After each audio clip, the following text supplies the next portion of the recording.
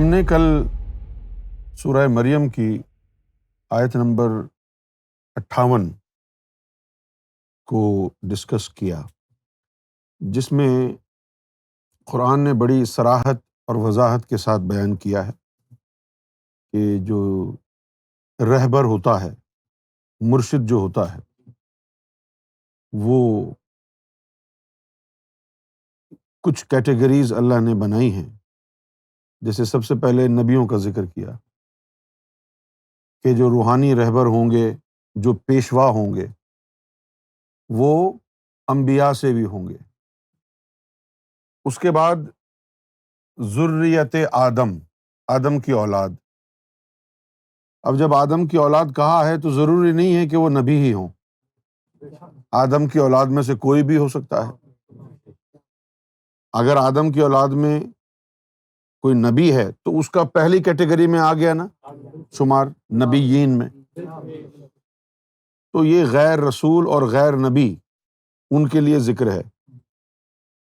ذریت آدم، اب یہ ذریت آدم جو ہے، یہاں پر اللہ تعالیٰ نے آدم کی اولاد کا ذکر کیا ہے، مذہب کا ذکر نہیں کیا۔ یہ سکھ کس کی اولاد ہیں؟ ہندو کس کی اولاد ہیں؟ اولاد آدم کا ذکر کیا ہے، ان کا مذہب کیا ہے یا کیا نہیں ہے اس کا ذکر نہیں کیا۔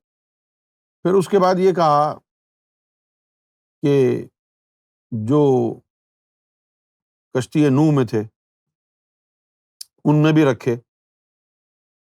اب یہ جو کشتی نوح کا جہاں تک تعلق ہے، اس میں بڑا جو اشارہ موجود ہے کشتی نوح والا، وہ جا رہا ہے سارا کا سارا اشارہ خضر علیہ السلام کی طرف۔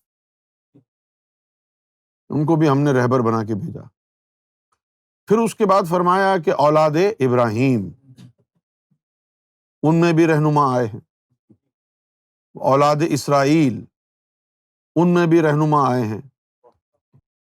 اور اس کے بعد کہا ہے کہ اور وہ لوگ جن کو ہم نے ہدایت دی اور پھر چن لیا۔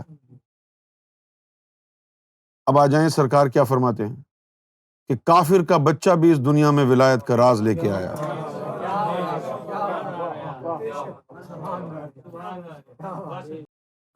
کافر کا بچہ بھی ولایت کا راز۔ اچھا، یہ سب کچھ قرآن میں ہے۔ پتہ نہیں کیا وجہ ہے کہ جب ہم قرآن کھول کے بیان کرتے ہیں لوگوں کو تو لگتا ہے یہ ان کی آپس کی باتیں ہیں، لیکن یہ تو قرآن میں لکھا ہوا ہے۔ یعنی پہلی کیٹیگری تو ہو گئی نبیوں کی، اس کے بعد ذکر کیا ہے آدم علیہ السلام کی اولاد کا، پھر نوح علیہ السلام کا ذکر کیا ہے، اس کے بعد جو ہے اولاد ابراہیم کا ذکر کیا ہے، اولاد اسرائیل کا ذکر کیا ہے، اور پھر اس کے بعد ذکر کیا ہے کہ اور وہ لوگ بھی جن کو ہم نے ہدایت دی اور پھر چن لیا۔ کس کام کے لیے؟ ہدایت دینے کے لیے، رہبری کے لیے۔ ان کی پہچان کیا ہے کہ جب اللہ کی نشانیاں ان کو بتائی جاتی ہیں تو وہ سجدے میں یعنی اس کی عظمت کو قبول کر لیتے ہیں اور روتے ہیں۔ یہ قرآن مجید کی باتیں ہیں، صاف صاف باتیں ہیں، کھلی کھلی باتیں ہیں۔ اس کے باوجود بھی بہت سے لوگ، اکثریت مسلمانوں کی ایسی ہے کہ جو صرف طنز اور مخالفت کے علاوہ کچھ اور جانتی نہیں۔ یہ سورہ مریم ہے، آپ اس کو پڑھیں، خوب پڑھیں، زور زور سے پڑھیں، کئی بار پڑھیں، کسی کا بھی ترجمہ پڑھیں، یہی نکلے گا نتیجہ جو یہاں پر لکھا ہوا ہے۔ اگر آپ بحیثیت مسلمان قرآن مجید کو مانتے ہیں تو آج کے بعد مت کہیے گا کہ ہندوؤں میں ولی کیسے آ گئے،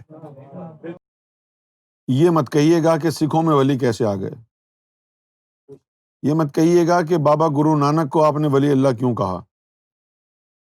صحیح ہے؟ سنت کبیر کو ولی اللہ کیوں کہا، صاحب بابا کو ولی اللہ کیوں کہا۔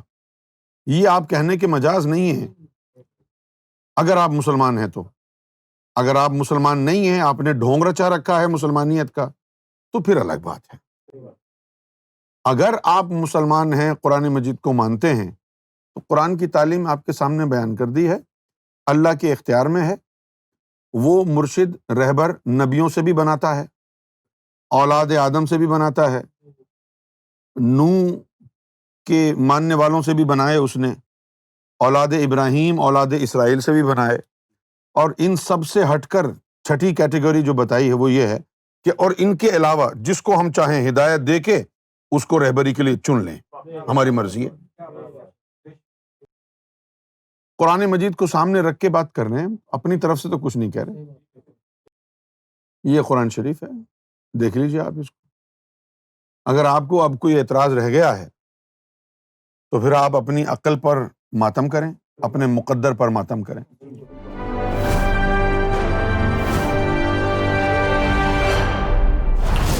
TV, bringing light, love, and peace in your life.